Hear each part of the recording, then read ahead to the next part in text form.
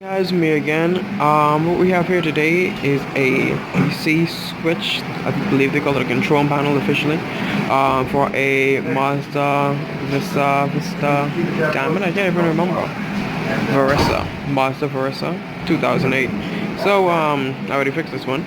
Well, the problem is that these switches here, they weren't working. You could turn it as much as you want, but nothing would happen. You press the button was working. So here's the problem. There's a contact on these that touches right here on these two pieces. Let me show you one. Okay. Yeah, supposed to be right on this, like on this one. There's a little tab here, but on all of these, they actually just dropped off.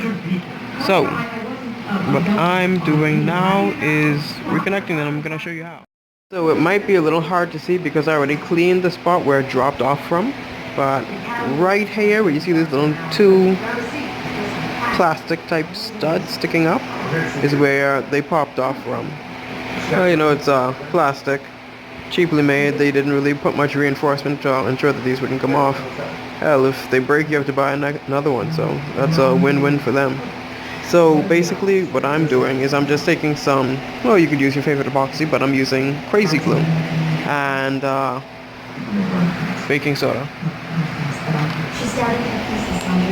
So back here, just gonna get them in place.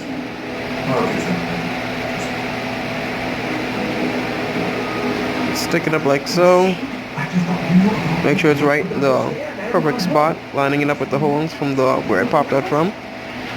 Now that's very important to make sure it's lined up properly, because you want to make sure it's lined up just right so it don't touch on the right spots here. See, two pieces will be on this and then two pieces on this. Basically, like, I'm trying to pick it up, it's hard. Ah, Lord, come on. There we go. Like this, but actually this is upside down, my bad.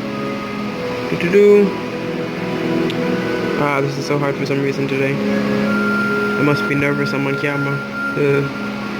Yeah, so it's gonna be touching here like so, and since it's stuck to these rotating parts of these switches that turn, as you turn this comes in contact with these different segments right here. Now this spot is the fan, which is why you see it's kind of blunt. When I say blunt, I mean not so much different stages. So from 0, and you've got the auto, that's going to be this, and then this big space, and then you've got these smaller segments with all these different speed settings.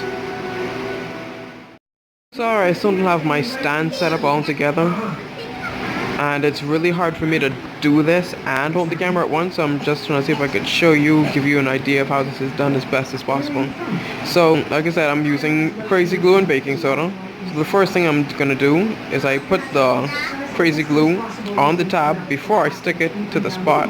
After I use the crazy glue and stick it to the spot and let it dry just for a couple seconds, you know, crazy glue doesn't take too long to dry. Then I put some crazy glue over the entire spot. Put some baking soda over it, just pour a little bit on it, press it down, make sure I get it all nice and, you know, delivered. Anyway, you know what I mean. So then I do about 2 coats of that, get it nice and chunky like this to make sure everything is nicely coated. Sorry, camera's getting a little fuzzy. Okay, there we go. So just to make sure it doesn't pop off again like before.